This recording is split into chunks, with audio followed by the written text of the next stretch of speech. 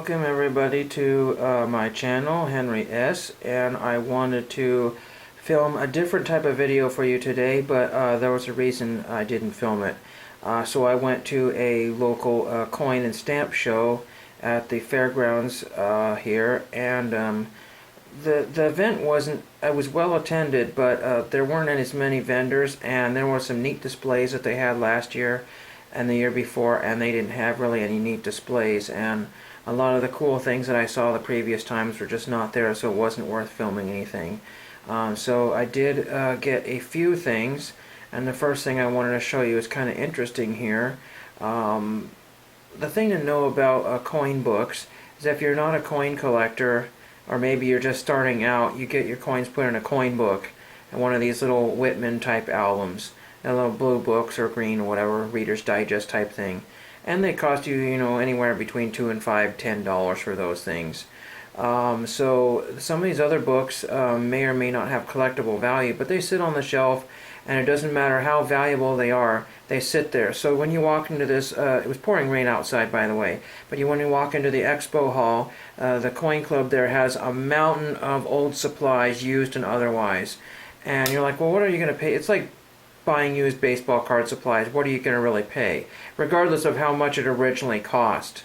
So I found this Library of Coins general size general album dollar size coins, and the guy said $35, and I said, what? And just for an old coin book that somebody had pasted notes on right there and stuff.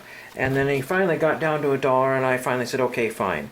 I just said, well, I'm just using it to put some worthless coins in there that have really no value, some foreign coins.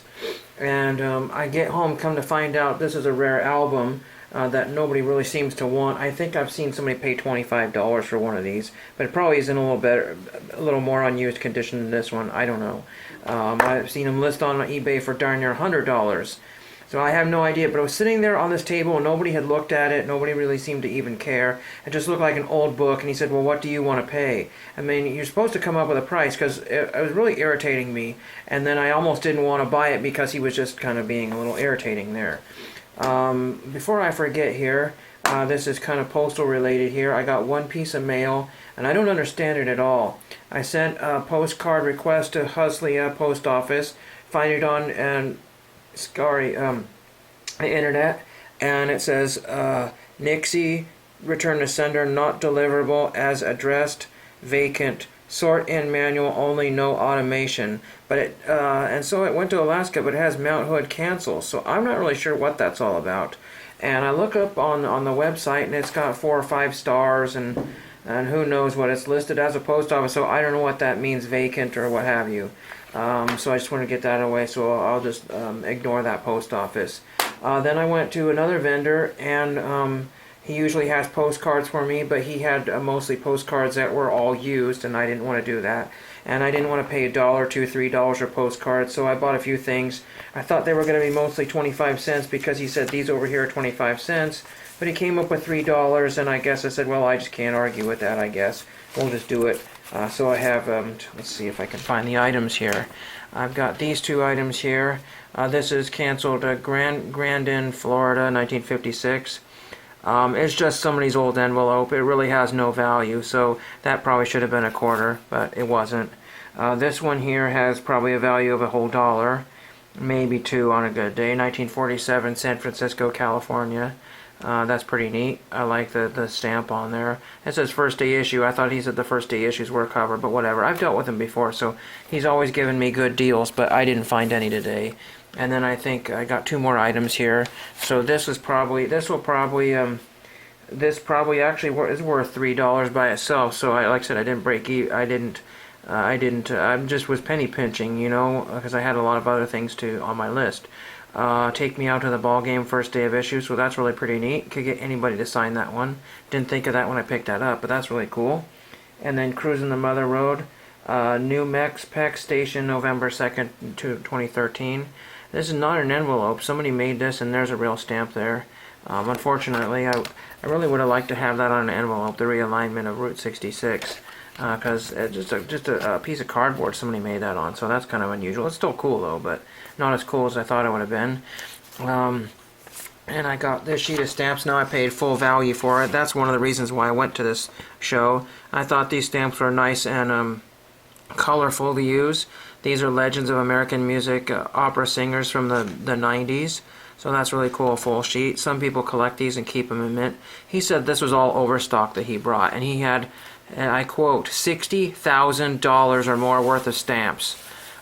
These were face value, old 1940s or 50s, a 1-cent stamp. I think these are from, I don't know, the late 40s. I'm not sure. It's when Roosevelt was president, so that's really cool. It wasn't a complete sheet, so I'll be using those. I got these 1-cent stamps from the 80s or 90s. I think that's from the 80s. Those are really cool to have these. I think it says, what, 1986? 83, I think that's what it says. It's really tiny, but that's really cool. That's a complete sheet. These two sheets I might keep together. 4-cent Carl Schurz. This was $4 for the sheet because there's 10 this way and whatever, so it's $4 for that sheet. That's really pretty cool. And I like this one. This is from the early 70s, I believe. This is a 3-cent stamp, and these are the ballot boxes. Very cool. I always like those stamps, and I think I will keep that the sheet. I might even frame them. That's pretty neat. But I mean, he had more sheets of stamps than you can even look at.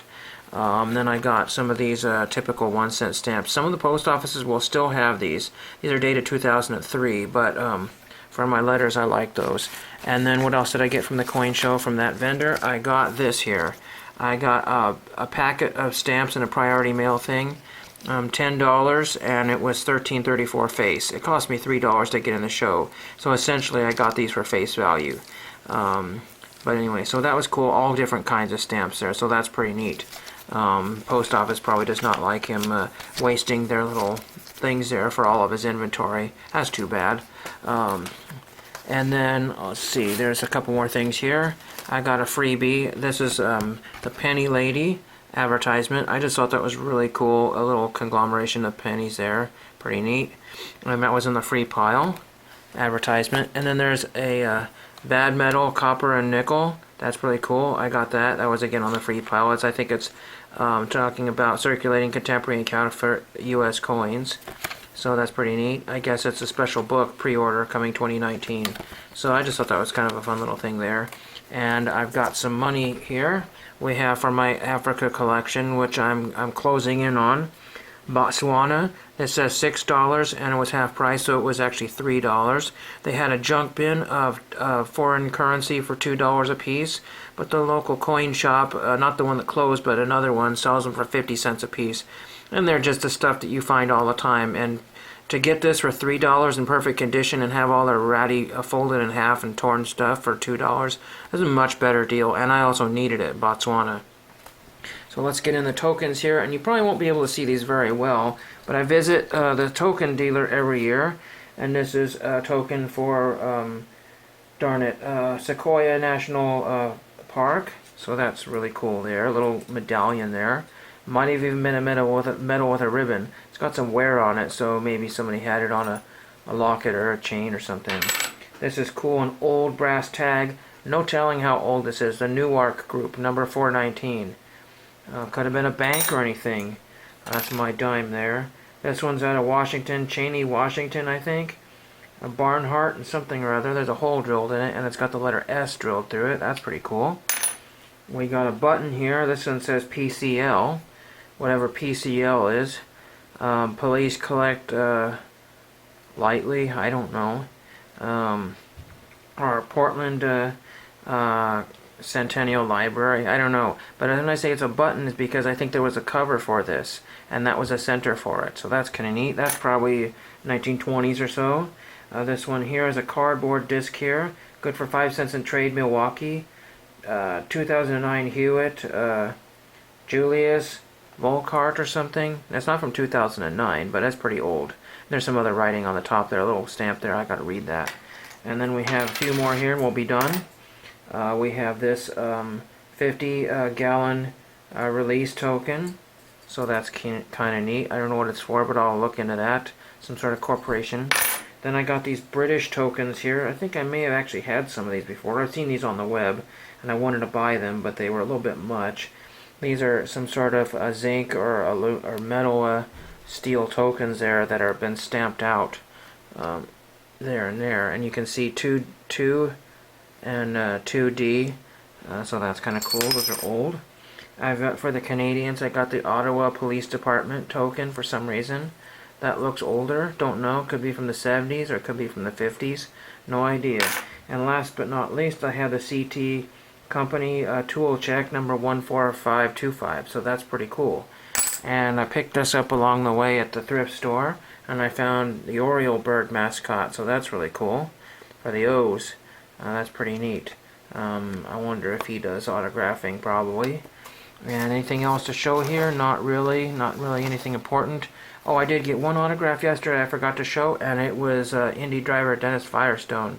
So that's really pretty cool. I cannot remember which address I used. There was a new one I think somebody posted on Sports Card Forum, and I used that one. And that's really cool to have that. So that's pretty neat. And hope you enjoyed that. Hopefully I didn't take too long. And thank you for watching.